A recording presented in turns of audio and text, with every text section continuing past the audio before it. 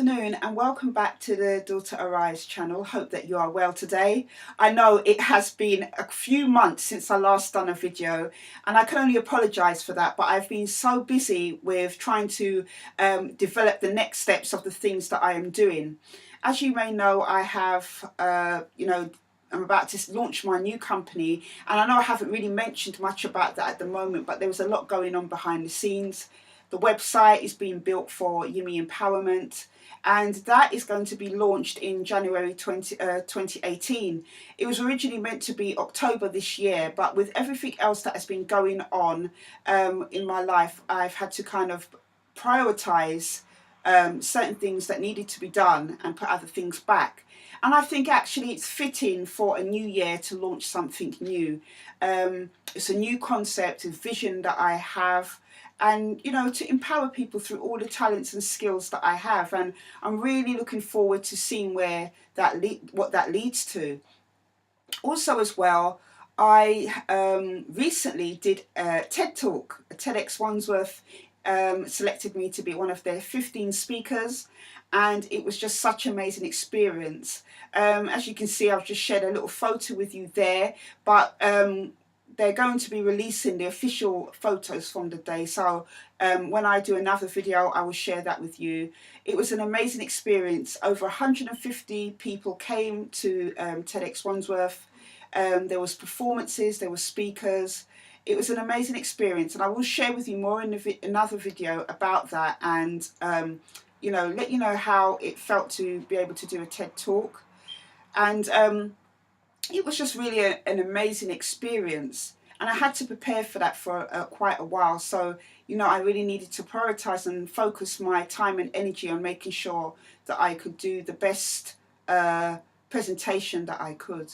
So it's been so exciting. So many wonderful things have happened this year. I mean, it's been an amazing year. Yes, in some areas things are not there, but they're going to change in that area very soon. But all the things that I really wanted to, actually, I would even say more than I expected to achieve or dream for this year has happened. And I'm really blessed and thankful to God, because I could never have done all these things in my own strength, and obviously I have the drive, I have the strength, I have the perseverance to do that. And it has been challenging in places, but it's been wonderful actually to be able to graduate with a diploma from the Institute of Leadership and Management as well, in public life and women's ministry. It's just been so amazing. But I want to share that with you in another video towards the end of the year, some of my achievements, because I do feel, as somebody who has come from a hard background and overcome many challenges, many obstacles, many kind of stereotypes that people have of a so-called sexual abuse survivor as such. It is good to be able to share my achievements, my accomplishments, because what I want to do, if you're somebody that watches my videos, I want to be able to show you that your past doesn't need to define your future. Empowerment is about creating tools, resources, experiences, event experiences, workshops, different things to empower people. And that is really where my heart is at. My heart is really in this project. And now that the main things are out of the way, that I had to prioritize, I'm getting back to focusing on that. And that is what it's about. It's about showcasing, not just about, this channel really is about talking about sexual abuse, topics around it, awareness, raising awareness, my personal experiences, commentary. It's about all that on this channel, but also as well, Yumi Empowerment will be about showing people that I'm living an empowered life, and that, just because you've had these experiences, and yes, they do still affect me at times, that should never stop. My advice is that it should never stop you from wanting to achieve great things, big things.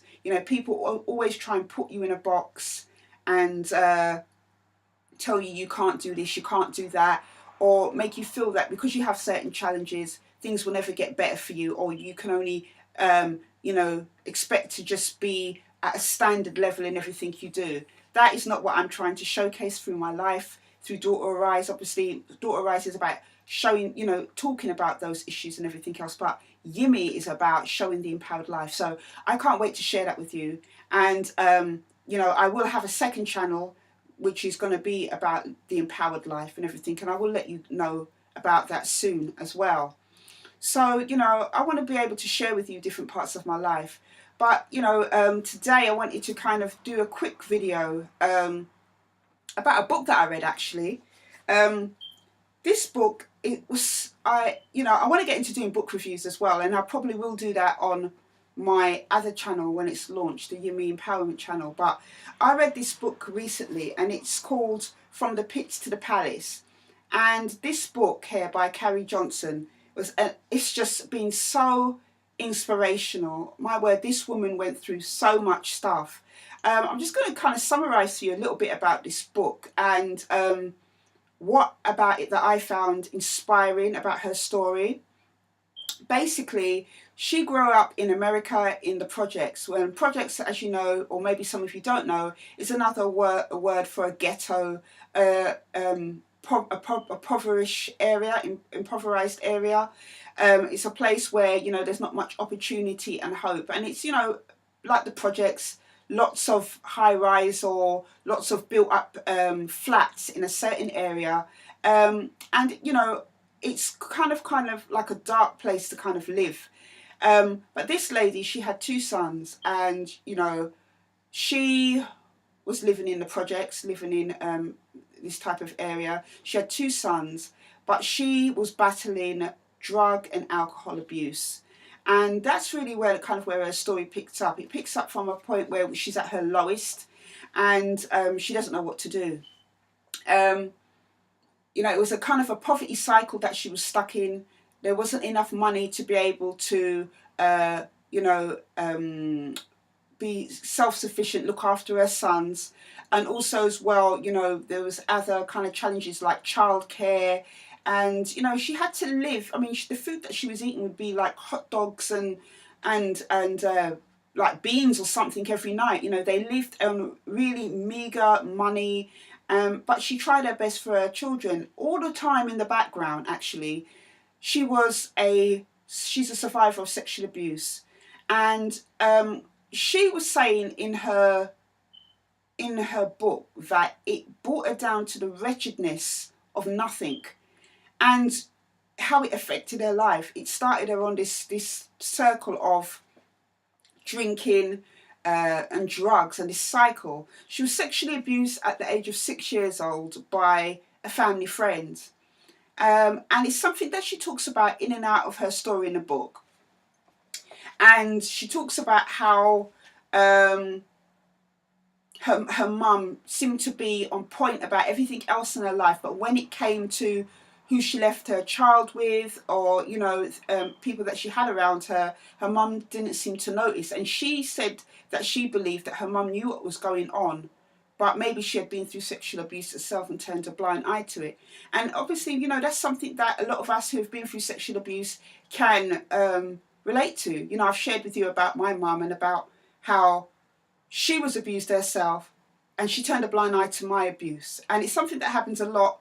I hear about it actually a lot happening with a lot of black women in the black communities.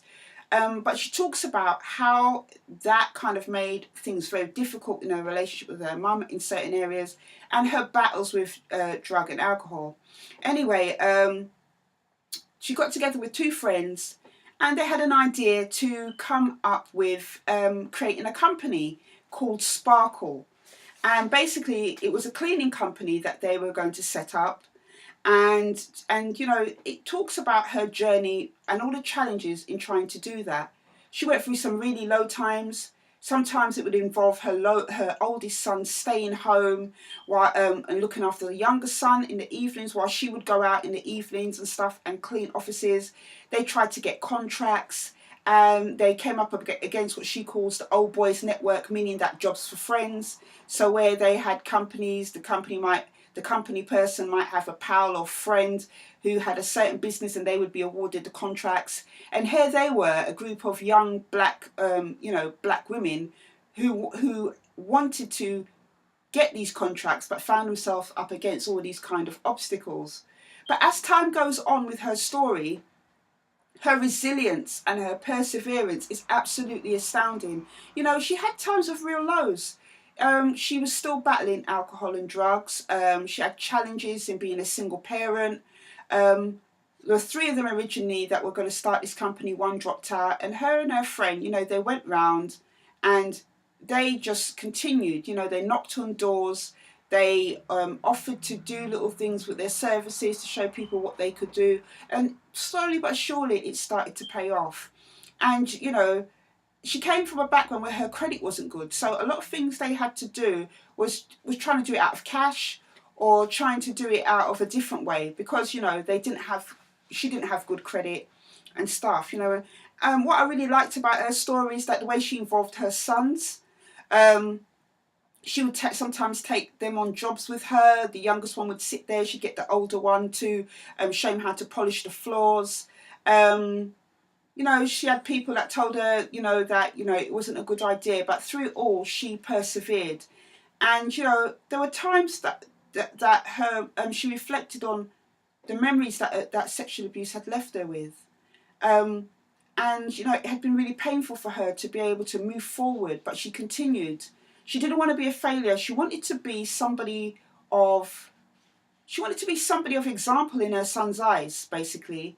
You know, they had witnessed a lot of dysfunction, and this company that she created was about her showing, not just providing an income for her and her family, but showing them also as well that she could do something and be something.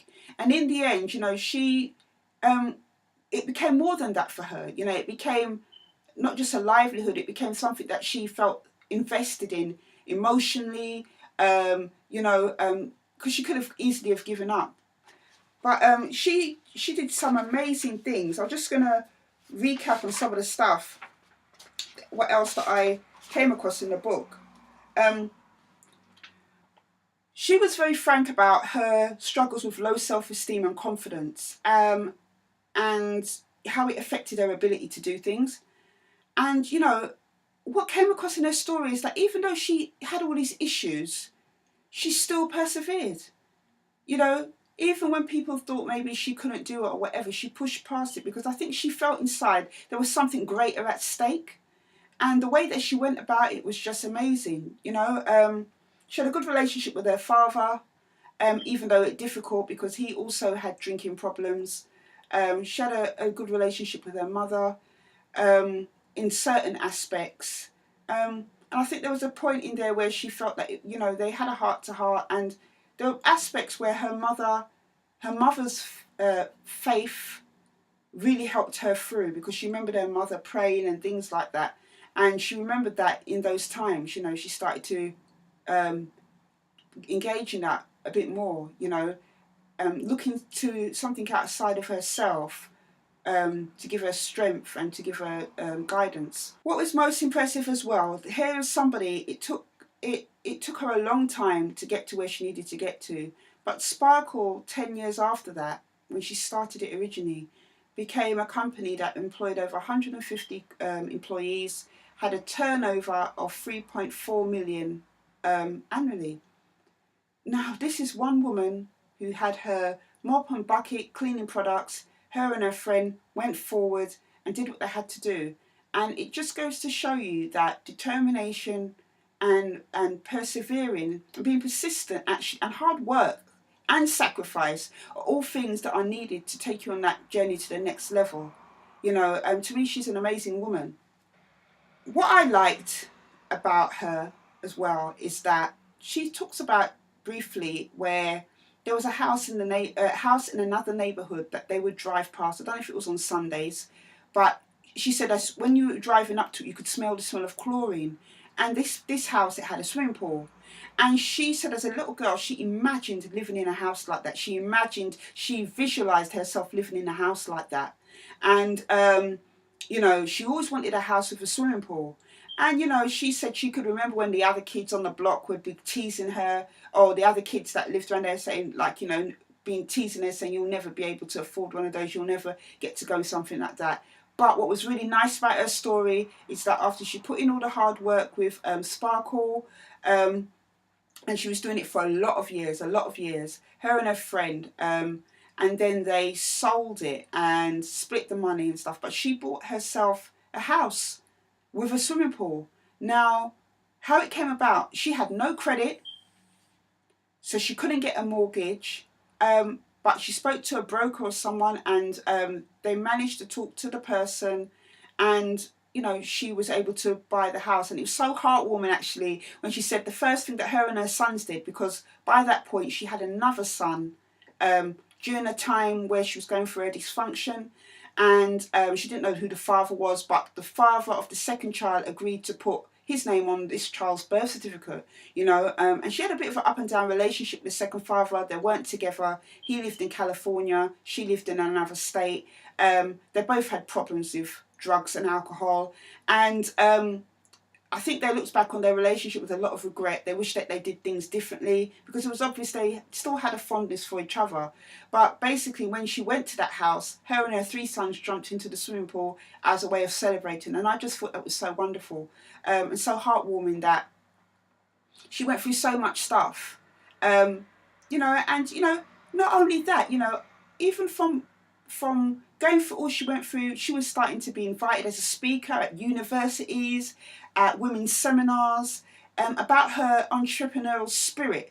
How did she get to where she was? People were asking for advice, her experiences.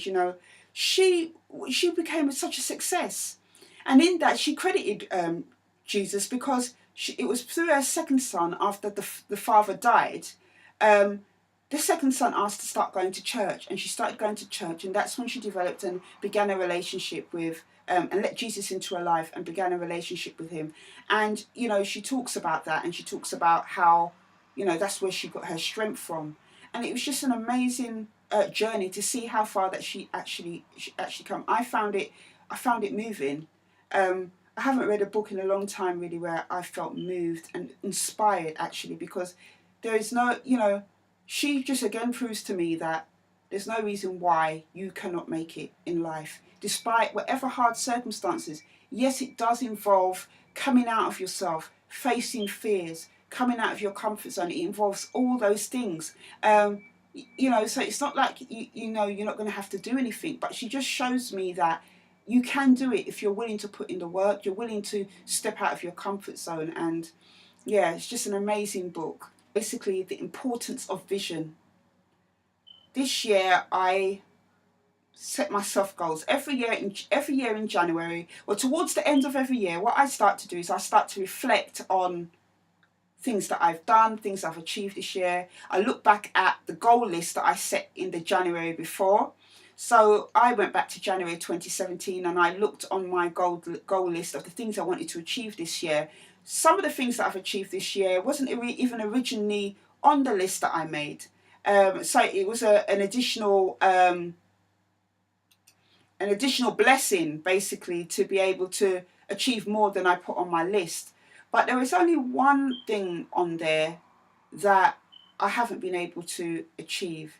And I kind of put it, 2 things actually. I kind of put it down to, all the other things that had happened, like with, TED Talk and other things, studying, why I wasn't able to put the time in. But when I look back on the year, and I've set those goals, I always look back on them quarterly to see where I'm at with them and what I can do to achieve them. And in her book, she talks about the importance of vision. She gave that very clear example of visualizing that house that she drove past as a little girl, and that keeping that vision going. That's one of the things that kept her going through all the hard times, and all the difficulties and challenges with getting contracts, cleaning contracts, with difficulties with her own emotional stuff, with her battles with alcoholism. She kept the vision in her mind of where she wanted to go. And I think that came through very clearly in her book. So now, she is done so many speaking events. She sold Sparkle. I know she still does speaking and different things like that. But she really embodied the title of her book, From the Pits to the Palace. And I'm going to leave the link in the box below. If it's a book that you think that you'd be interested in reading, if you need some encouragement, If you're in a dark place, if you're in a place where you feel quite low and you don't really feel that you know you can make it out of the challenges that you faced, maybe like her or like me, you've been through sexual abuse, or you know, you've been through emotional, physical abuse, and you have low self-esteem, low confidence, and you feel, I'm not going to be able to make it out, there's no hope for me, yes, I have dreams in my heart, but they'll never amount to something. Read this lady's book. It is so powerful and it's so moving, her story, you know. It's a book that I would read again just for encouragement.